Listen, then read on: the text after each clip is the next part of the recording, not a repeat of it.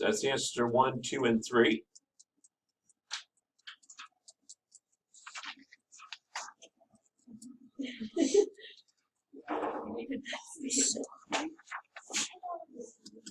Five should be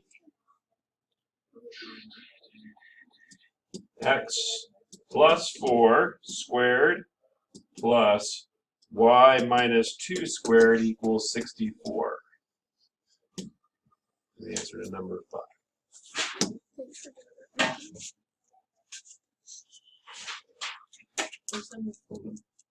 I've done it before. Did you do it before? No. It feels like a solid yes, but you said no. Should you do it before? You can do it. You can do it. Have faith. What's in your room?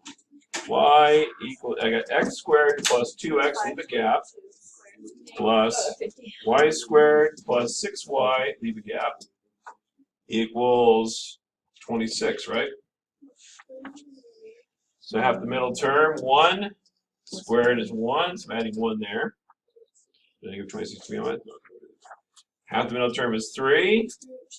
Squared is going to be 9, right? Great. So that's going to give me 36 over here. I've got x plus 1 squared plus y plus 3 squared. Great. So that would be the point 1, -1, -3, right here is my center. I'm going to go left to right 6.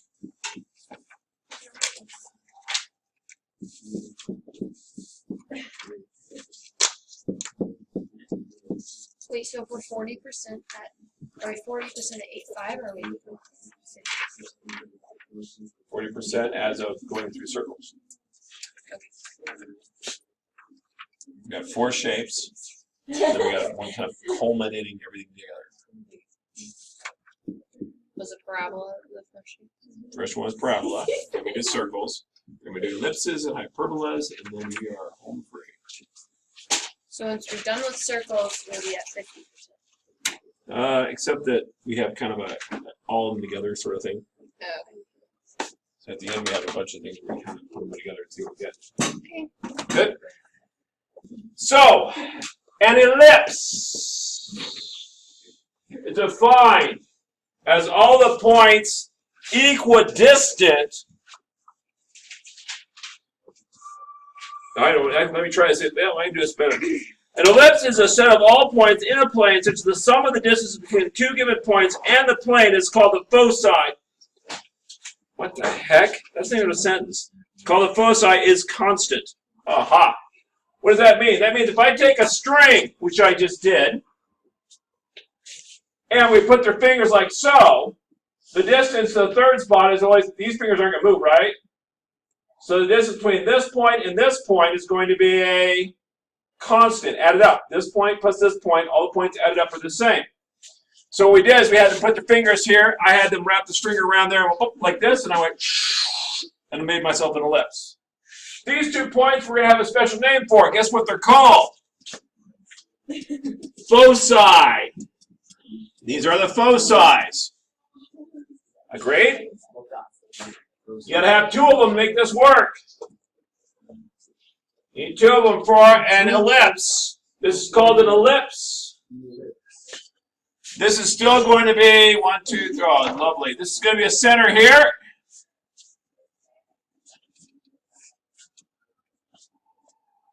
And then the axis, we're going to have 2 axes, okay? One of them is going to be this way along the x-axis. One of them is going to be along the y-axis, which is this way.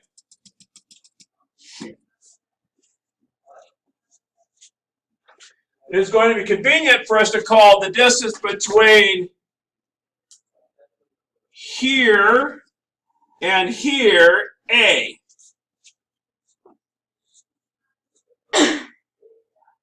The distance between here and here we're going to call B.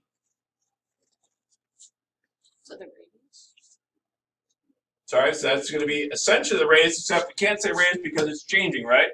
Sure. This is called the diameter of the major axis. This is called the diameter of the minor axis because it's smaller. If the y one was bigger, this would become the major, and this would become the minor. Agreed? Sure. Oh, it's an oval. It's an oval, which we call an ellipse. And that's the shape we're going to be dealing with here. So far, so good? Now it gets a little bit more interesting because the foci are always going to be located a certain distance from the center.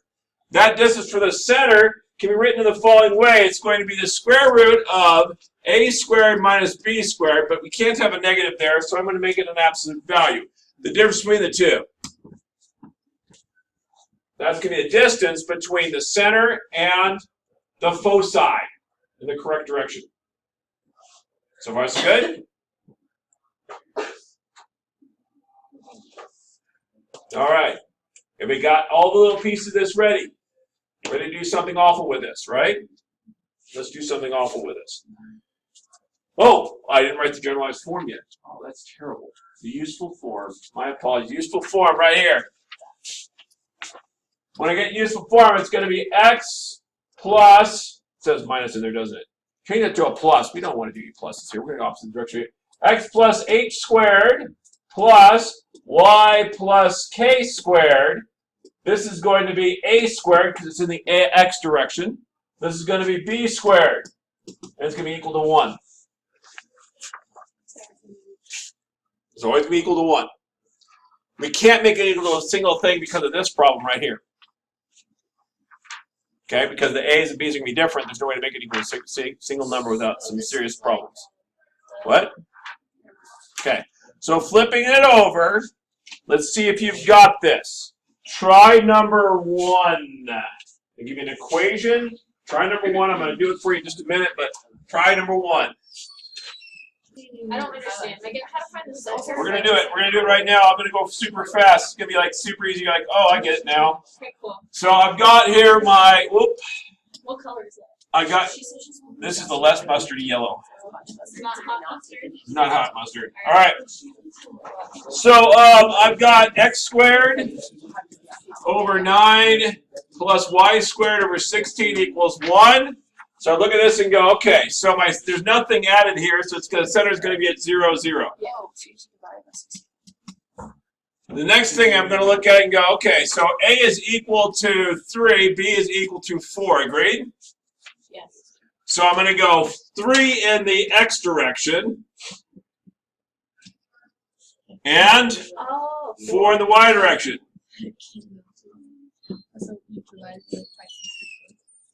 Great? Now from there I'm going to draw my ellipse. Again, it's very important you put dots down if you're bad at drawing ellipses. I want to know if it's a circle ellipse you meant to draw. Hold on, I haven't done with this one yet. So that's where the center is. Where's the center, Lana? 0, 0. That was deeper voice than I expected from you. Wow, it's interesting. Okay, what's the length of the major axis? It's the bigger one. 8. 8. 4. What's the length of the bigger axis? It's the bigger one, so it'd be 8, wouldn't it? Ooh, I called it. So the length of the major axis, wow, skipping every other thing I draw. It would be 8. What's the length of the minor axis? 6. It would be 6. So far, so good. Enjoying the ride. And we get to this point, we say, all right. Then it says, where are the foci? This is the one part that's going to get you, if anything gets you on this. Foci are going to be located along the major axis, right? Because I'm going to be putting 2 dots there and I'm swinging the string around. Go this way, I'm not going to get this shape, right? So it's got to be this way. How far out are they from the center? It's going to be the square root of a squared minus minus b squared,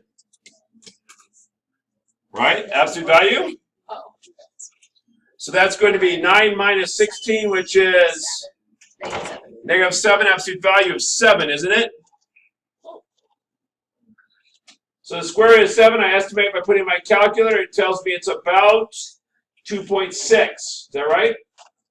So it's about 2.6. Wait, a question about this. When you're finding it, you always go for the major axis? So always, the foci are always on the major axis because that's where you put your 2 fingers so you can draw a circle around, right? So the foci would be about, oh, that's way too big. You do all right? Maybe, oh, that's flat enough. Maybe that's right. Okay, so 2.6, 2.6. So how do I write down what is my, where they are, though? I want to write down the points. What would they be? The foci number 1 would be at what? 0, comma, square root of 7, right? Where's the other foci?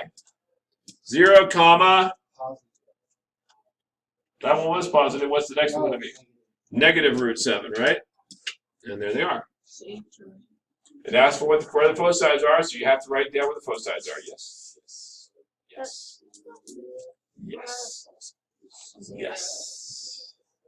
All right, I got 3 more minutes. So for homework, oh, sorry, I got 5 more minutes. Okay. So for homework and classwork, I want you to try 2 through 6. 2 through 6. We'll pick up this conversation on the back end with all the children who weren't here today, and we'll go,